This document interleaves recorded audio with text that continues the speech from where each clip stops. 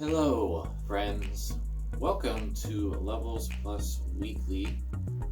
You have a Flavia welcoming you to 2021, as this is the first thing that I've recorded or even done with LVLS in the new year. She's apparently wanting to celebrate. I've got a wide assortment of papers here because I'm working on another book, because why not stop at 2 when you can do 3? So I'm going to have a book on my art coming out next year as well. So I've been going through all of my art, which is what you see before you. Check out this very old sketch of Chad from way back in 1996. I'm here to record the predictions of 2021 video. So on top of talking about what I think is going to be things that could happen in 2021, I also have a lot of pickups to discuss. A Festivus present from a friend, and a Totaku of Joanna Dark that I received before Christmas. So, every year on Levels Plus, I've always written about predictions that I've thought of that I hope would happen. Some of them are kind of outlandish, some of them I feel I've prognosticated properly, so that way it seems like it would be a safe bet. So before jumping into new ones, I want to kind of review what I did last year and see how I think wrong I probably was. So for 2020, I predicted Smash DLC. So I predicted, so this was before Byleth was announced and we didn't know anything about the new pass. So I predicted that Fighter number 5 was going to be a Bamco character, and I'm still feeling like it would be Tails a representative from Tails. Lloyd, probably from Symphonia, seems the most likely. I also thought Yuri from Vespera was also a possibility. And then I also thought with the next pass that we get a Capcom character, a Square Enix character, an Ubisoft character, a Microsoft character, and a Nintendo character. And I was sort of right, sort of wrong so far. So, Fighter number 5 was Byleth. So I didn't get the Bamco character correctly. Bamco is Bandai Namco, just to be clear. And so far with Pass 3, we've gotten Min Min from ARMS, we've gotten Steve, Alex from Minecraft, and we've gotten Sephiroth from Final Fantasy VII. So I did get a Microsoft and a Square Enix, yes, correct, as well as a Nintendo themselves. I did predict that a Fire Emblem Three Houses character would be likely, so I did nail that too. But so far, nothing from Capcom, so far, nothing from Ubisoft. Given what's gone on with Ubisoft, I'm wondering if Nintendo has gotten a little bit of cold feet of working with them so closely. We'll find out. We got 3 characters to go. I predicted that Super Mario 3D World and Pikmin 3 would be ported to Switch, which is the most accurate thing that I got, because that did happen. Metroid Prime 4 will not be shown in any capacity until the Game Awards. That was wrong. Nintendo only really showed off Smash, Sephiroth in particular, at the Game Awards this year. Bayonetta will launch this year with a big showing at E3. Nothing on Bayonetta 3. January Direct that didn't happen will show several new games that we didn't know about, including a new F-Zero that will incorporate a few retro editions like Mock Rider and Escape into its canon. A new Kirby will also be announced. Kirby Fighters 2 did happen, wasn't announced at a January Direct because there wasn't one. And I think that dream of a new F-Zero is probably not going to come to pass. E3 will also add a new 2D Metroid from Mercury Steam, perhaps a remake of Fusion or Super Metroid. Metroid Prime Trilogy will be a shadow drop, and and we'll see more of Breath of the Wild 2, Xenoblade Chronicles Edition, and Huge Edition Super Mario Maker 2. Did not see any Mercury Steam Metroids, did not see Metroid Prime Trilogy at all, did not see any more Breath of the Wild 2, but we did get Xenoblade Chronicles Definitive Edition, and we did get additions to Mario Maker 2, but they stopped doing additions, so I guess I won't be predicting that. My last intended prediction was Breath of the Wild 2 would be a 2020 release to combat the new consoles. That did not happen. Sega Ages will continue. We'll add a couple late arcade, Saturn, and Dreamcast titles into the roster in 2020. They actually did not. They stopped the service altogether. Skies of Arcadia HD. You'll hear that again in a few minutes. Castlevania will have more anniversary compilations. One with Castlevania and another one continuing the arcade line. Neither of those happened. Konami, I don't even think, published anything of note in 2020 that I can remember. SNK will announce King of Fighters 13 and 14 for the Switch to help promote 15's release in 2020. That did not happen, and 15 is getting its first showing this month in a couple weeks. So maybe I'll reuse that one. And then Beyond Good and Evil 2 will be confirmed for 2021 release to make fans of the original confused about its existence. I wish I could still be enthused. Yeah. That didn't happen. There was nothing on Beyond Good and Evil 2 that I remember in 2020, and I wish I could still have any interest. If you've read Levels Plus, you'll know why I'm saying that, because Ubisoft, Michael Ancel, and let's just say I'm just disappointed on so many levels, and I just cannot put any more investment into future games in that franchise. So I've got 2021 predictions for you now. See if I can do a little bit better this year. So I'm thinking, let's start with Smash, because I always love to speculate about Smash. And Sephiroth really kind of threw some wild cards in to the mix because no one expected him. Steve and Alex from Minecraft were heavily rumored for a long time, which makes sense because it sounds like that they've been working with Microsoft for quite a while. Behind the scenes, I think the accidental database entries for Banjo-Kazooie and Blast Corps coming to the Wii U that happened earlier this week is connected to that. I think that Nintendo and Microsoft have been working a lot, and we're just starting to actually see the fruits of that labor come out on the Switch. But it sounds like they definitely had some ideas to get those N64 games out on the Wii Virtual Console while that was a thing. But I'm still kind of sticking, like, in terms of my analysis from the earlier video where I did dive into this, I still think Monster Hunter is very likely. I think Monster Hunter is the next DLC character, and I think that we'll see it around the time that Rise launches, because the amiibo for Terry, Banjo, and Byleth are all coming out the same day as Rise. And if we follow what so far has been a solid theory, Sakurai presentations tend to show up around the time amiibo launches happen. So we'll see. I still think that's very likely. There's precedence already there with Rathalos being in the game.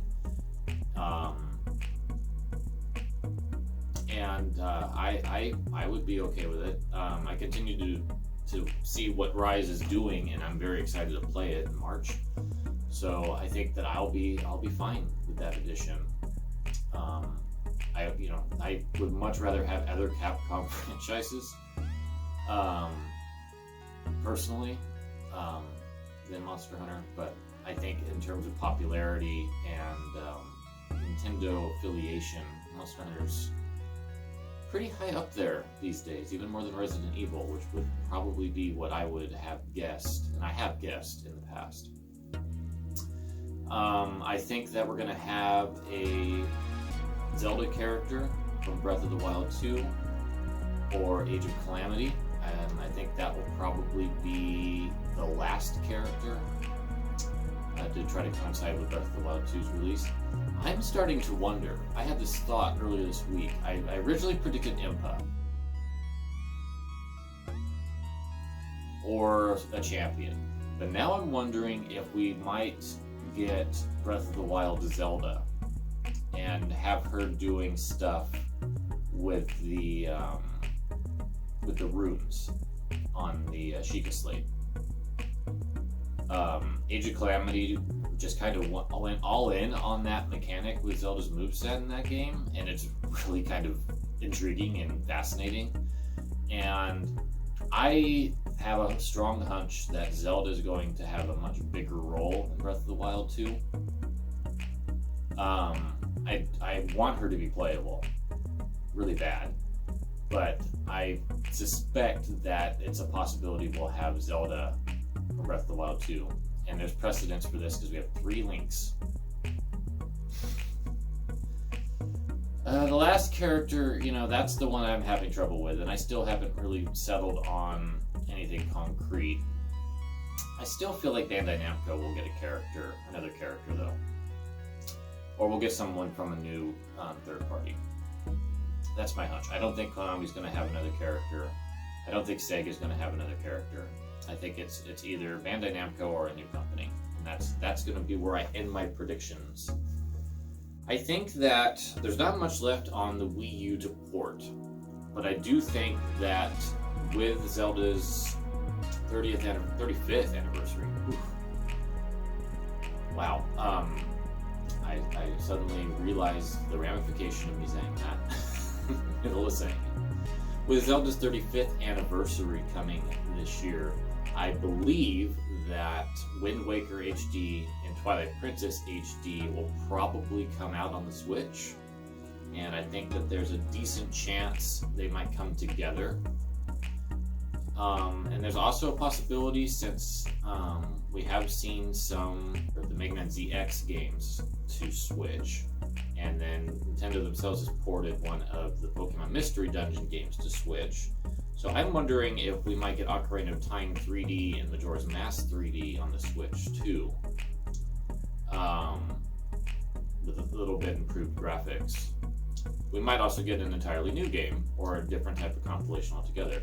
The problem with a compilation beyond Wind Waker, Twilight Princess, and Ocarina of Time 3D and Majora's Mask 3D is that most of them are on the 3DS or the Switch already, and I just can't see them, unless they bring the N64 games like they did with Mario, and pair that with Wind Waker, Twilight Princess, and maybe Skyward Sword. But I have a strong feeling it's going to be Wind Waker HD, Twilight Princess HD, because that will probably be less work. And then maybe Grezzo has been working on Ocarina of Time 3D, Majora's Mask 3D, since they haven't done anything, to my knowledge, since Link's Awakening. So that's my Zelda predictions. I also think that Breath of the Wild 2 is very likely to land next year. But I can't guarantee that because of COVID has affected so much in terms of development that it might be 2022 that we see Breath of the Wild 2. But to make it land with the anniversary, I think it would probably, it's either going to be we get a bunch of retro stuff or we get one retro thing and Breath of the Wild 2. Metroid is also turning 35, and I think Metroid Prime Trilogy might actually happen. And we might also get, maybe we'll get like a Fusion Zero Mission compilation. Maybe they'll throw Other M on there for people that want to do that. I don't. If Other M comes out on a compilation, I will not play it. I refuse. But then there's also Samus Returns on the 3DS. So that's a possibility of that getting ported up as well. But I think that Nintendo will do something for Metroid this year, even if it's just Metroid Prime Trilogy. I do think that Metroid Prime 4 will also be shown, finally, at some point this year. I don't know where. With Nintendo not doing like big directs this last year, E3 being a shell of what it would be because of both the doxing and the event getting canceled last year. And I think it would either be something Nintendo does themselves or at the Game Awards. I think those are the outlets. I think we'll also see Bayonetta 3 finally. I don't know if it'll be out this year, but I think we'll finally see it. In terms of other Nintendo-y things, I'm not going to predict F-Zero. I'm not going to predict a new Kirby game. I think we're also going to get one more Wii U port, and I think it's going to be Xenoblade Chronicles X. I don't think Star Fox Zero is going to get ported. I don't think that Nintendo Land's going to get ported. I don't think Super Mario Maker is going to get ported. I think we're down to the last couple, and I do think that Wind Waker HD, Twilight Princess HD, and Xenoblade Chronicles X are going to be what we see in 2021 on that front. I do think that the Switch Online app might get a new console added to it this year.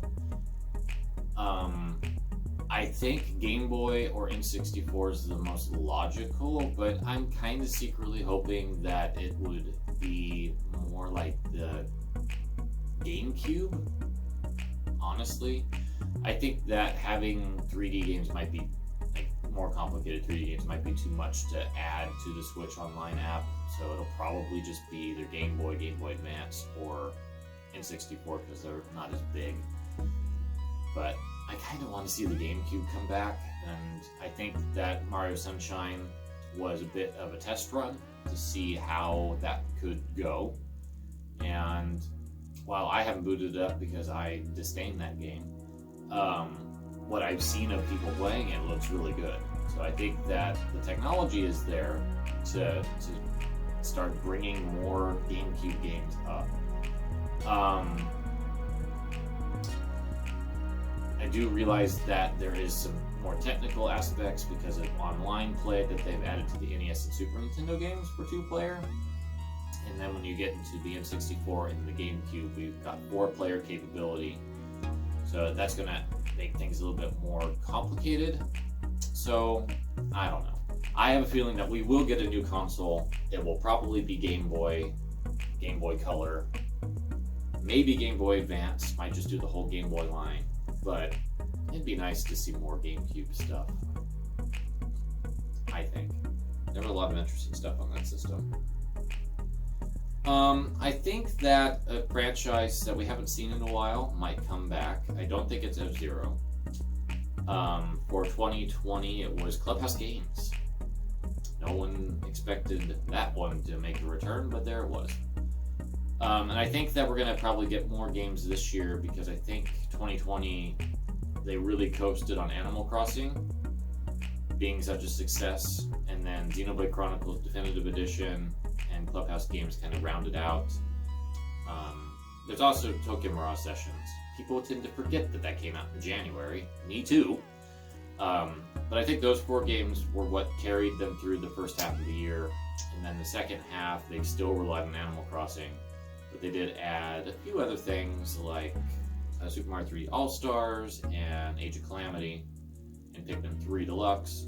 But it was a soft year, and it's understandable that it was a soft year for the Switch from Nintendo themselves.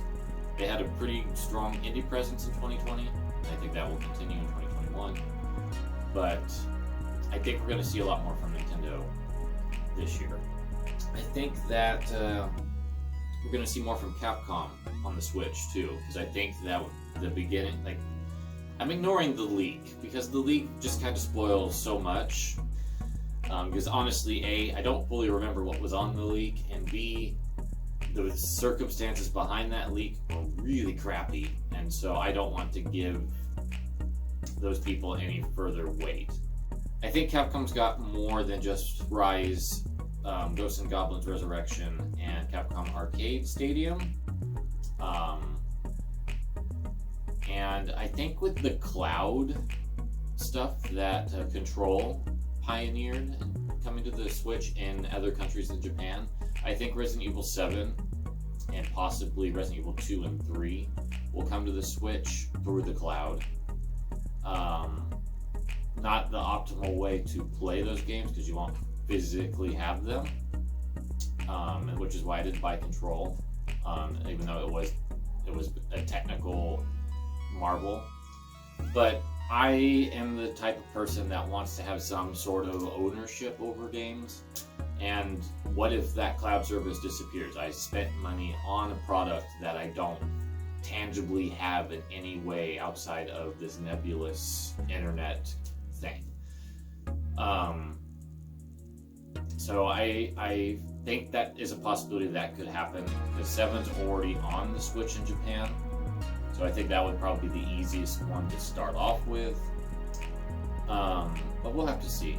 And then there is also a possibility that Devil May Cry 4 HD will probably come to the Switch as well. I don't think that would tax it too much. I don't think 5 would unless it came on the cloud. And I don't suspect that that would be a 2021 prospect. I think they would probably do 4 first. But they are showing some preference for the Switch. Devil May Cry 3 is the definitive version on the Switch, so it will get the definitive version of 4. I don't know, I'm trying to think. I know that SNK is going to bring King of Fighters 15. We've got stuff going on still with Samurai Showdown. I do wonder I believe, if my memory is correct, that 15 was confirmed for Switch early on. And I do wonder if we'll get 13 and 14 on Switch still. To kind of get people into the recent parts of the series. Because you can play up to 2002 on the Switch through the Neo Geo Arcade Archives. But you won't get 11 or 12 probably. But if they go to 13, 14, and 15, that would be cool. A King of Fighters compilation would also be neat. I would buy that. I bought the Samurai Showdown one. But having like the entire King of Fighters 94 through 13, we'll say, because I think 14 would be something that would stand alone. With like the Ultimate Dream editions of 98, 2002, that would be cool. I would like that. As always, I predict Skies of Arcadia HD will happen. I don't know about Konami. Apparently they've got a Bomberman project that they're working on, but it's not much for me. I want them to do more retro compilations. I really do. So I'm going to predict another Castlevania compilation, and I'm going to predict the exact same thing that I predicted last time. We'll have Rondo of Blood from the TurboGrafx, we'll have Legends from the Game Boy, the Adventure Rebirth from the Wii, the Game Boy Kid Dracula, Castlevania Chronicles from the PS1, which kind of covers the Sharp one, or the Sharp X6800. I don't remember the exact console, but that was what Chronicles was based on, was that Castlevania. And the 3 Game Boy Advance games. And Symphony will not be there, and the DS games will not be there. And then there's a couple loose ends that aren't there, like Judgment or Harmony of Despair, and then like Vampire Killer for the MSX. Those will continue to be gone. But I do think that there will be another Castlevania compilation. I hope. Square Enix, let's talk about them. Let's talk about them for a bit. They've got Saga Frontier coming. I think that Saga Frontier 2 will probably be announced at some point if Saga Frontier does well. And I also think that this will be the year that we'll see something from Chrono Trigger. I think it won't be anything more than a port of the PC version of the game that's on Steam, but I think that Chrono Trigger will come to consoles. That would be nice. I would love to play Chrono Trigger again. I also wonder if this year will be the year that Square Enix joins the NES Switch and the Super Nintendo Switch apps. Start getting their games out that way. I would also accept Chrono Trigger in that regard. But I think that would be cool because then we can start getting into like stuff outside of their RPGs and maybe get into some of Enix's back catalog. It would be really cool to see like Rad Racer 1 and 2, 3D World Runner, King's Knight, those really old Square games that did get localized. And then on the Super Nintendo, Enix had a whole bunch of stuff. There's Ogre Battle, ActRaiser, but then you've got Soul Blazer, Illusion of Gaia, and Terranigma, which Terranigma would be awesome. That was never ported to the United States, but there is a localization that does exist. I don't think we'd see the Mana games because they're on a compilation, but I do think we would see like the Final Fantasies. So we'd see Final Fantasy 2 and 3 and Mystic Quest. We'd probably see Secret of Evermore, and then more Enix stuff like Brain Lord and the Seventh Saga and it's not Robo Trek, it's Robo something. Paladin's Quest, Evo. There's some interesting stuff that Enix published on the Super Nintendo that hasn't seen the light of day in a long time, and I would love to see more of their side of things come out. I do wonder what else they might be cooking though. They've been doing a pretty decent job getting retro stuff going, so I could see them maybe doing another Mana collection with maybe Legend of Mana for the PS1 and Sword of Mana for the Game Boy Advance, and I want to say there was 1 or 2 DS Manas, and maybe was Dawn of Mana a PS2 game? I could see that being a possibility, or maybe a remake of one of those games. Square could bring the Secret of Mana remake to Switch, but nobody's really wanting that. I think Final Fantasy wise, we've got 7, 8, 9, 10, 12 on the Switch. I think we'll see either a compilation of 1 through 6 if the Switch Online app doesn't happen, or we'll start seeing maybe 13 in that group come to Switch. I think that it could the Switch can handle PS3 level stuff just fine if it's handled well. Square hasn't done a terrible job. We've already seen The Last Remnant, which is that era. So I think that's a possibility. I'd like to see more Star Ocean. Speaking of more NX games, there's so many NX games that Square Enix needs to bring back. I really want to see Tactics Ogre Let Us Clean Together, the PSP port, come to the Switch. Speaking of PSP ports, I want to see Capcom start porting their PSP stuff to the Switch too. I also want to see the like Mega Man Powered Up and Street Fighter Alpha Plus Upper, whatever they called it, Max, I think is what they called it here. Power Stone Collection, their puzzle collection. They've got so much stuff that they could bring. The Ghosts and Goblins game for the PSP. Ultimate, I think is what that one was. Love to see those. I think that there's a lot of potential to start seeing more PSP games coming to the Switch too. I think that Atlas is getting a little bit more cozy, so I think we might see like Persona 3 portable, maybe Persona 4 since it did so well on Steam. I wish I could be enthused about it, but my fandom of Persona is just gone. Although I've heard Persona 3 portable is probably the best version of that game in terms of like gender dynamics and stuff. But Golden wasn't really an improvement in the same way. I think we'll probably see some more Vita stuff too. I think that if Atlas does commit more, because we've seen Catherine, we've got Shin Megami Tensei 5 and Nocturne HD coming, although Nocturne HD came out and was kind of shoddy in Japan, but they're patching it to fix it. You know what I would love in 2021? Developers finishing their games before they publish them. That would be nice. What else? I was on a tangent. Atlas. they have a lot of potential.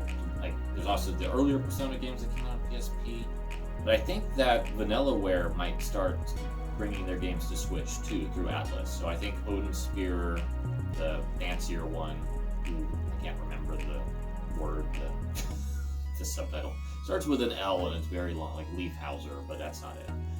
I think that Muramasa is a possibility, although I don't know who published the Vita version of that, but I have a feeling since Atlas works so well with Vanillaware that they would probably figure it out. And then Dragon's Crown. I don't know about 13 Sentinels. It's a possibility, I guess, because it's a mostly 2D game. I think Bandai Namco might bring Tales of Symphonia HD to Switch, especially if there's a possibility of that being a Smash character. I don't see any reason for them not to, because it came out on the PS3. More Capcom stuff I'd like to see is some of those PS3, Xbox One digital games like Bionic Commando Rearmed and Strider, Darkstalker's Resurrection. See those come to Switch. I really like Capcom. I don't know if I've made that clear. Capcom's my favorite third party, so I talk about them a lot because they mean a lot to me. Yeah, that's kind of where my head's at in terms of predictions. I want to see more old games come to Switch.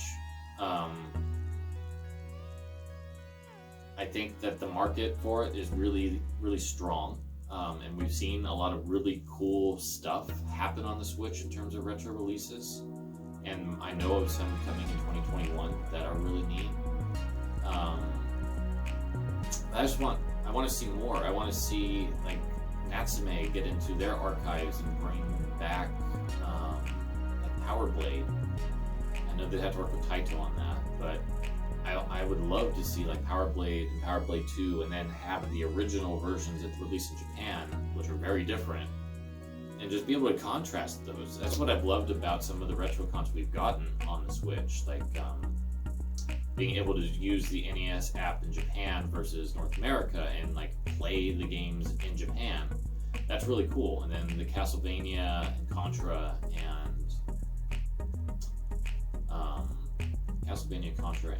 Konami's ports did that as well, or their compilations did that. And then I'm trying to remember, there's other, like SNK 40th anniversary did that too, and there's others. I think Street Fighter did that. I don't 100% recall, but I love seeing that, and that's like, it really makes me excited to see the original versions of these games come out. So that's what I really want, prediction-wise. I think is I listed out a whole bunch of stuff that I hope comes to pass. And I'm not going to go too wild and weird this year. I just don't feel like it. I think things are going to be a little more grounded this year. And we're going to see more this year than we did in 2020.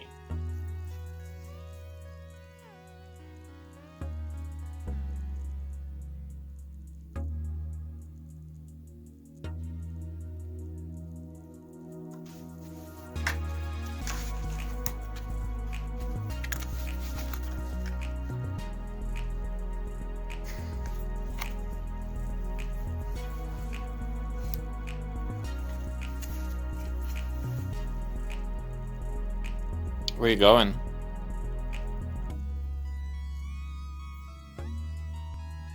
Alright, welcome to Levels Plus Weekly Part 2. I've got a few pickups this week. I was only expecting one thing, but my friend JD decided to send me something for the holidays, which is incredibly nice of him. I got his okay to go ahead and do that as part of the video. So I'm going to go ahead and open up what he sent me first, and so I'm going to take a quick pause break. Okay, so let's see what's inside. Oh, it's an artist thing. It looks like it's software. That's very nice. That will be helpful for me doing some of my art stuff.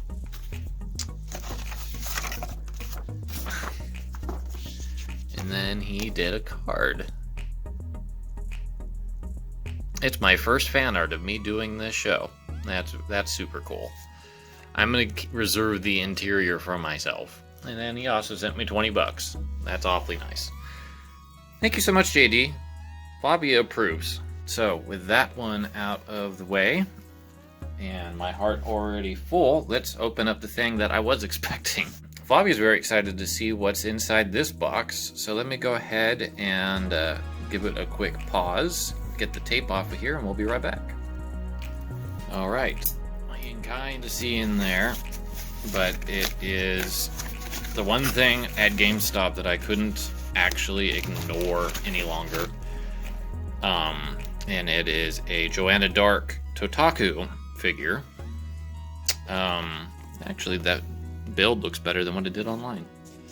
The new announcement of the new Perfect Dark got me really excited, and this has been something I've been looking at, and I just haven't pulled the trigger because I don't typically like buying things at GameStop if I could avoid it, but unfortunately the Totaku series is only available through them, and I've been looking at this like off and on all year, so I kind of figured I might as well just go for it. So let me go ahead and get her out of the box. 1 second.